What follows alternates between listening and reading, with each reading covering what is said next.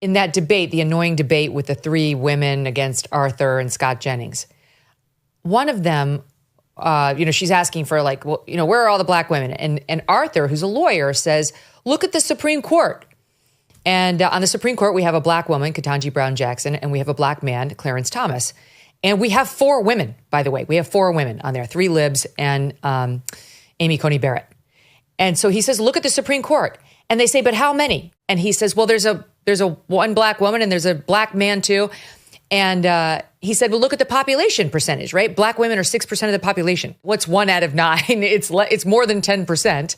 And so he says, look at the and they say, oh, then don't go to numbers.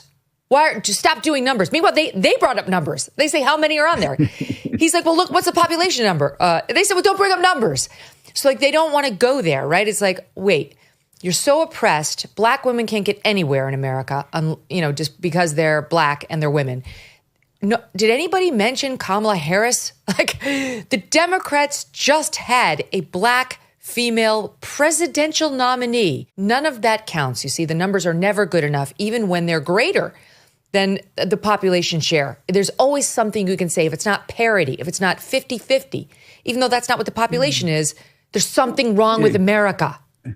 There is. I mean, does anybody want to say, let's get rid of merit and we're going to have 15% of the Super Bowl teams are going to be Asian and we're going to insist on 20% are Hispanic and they have to have 68% white.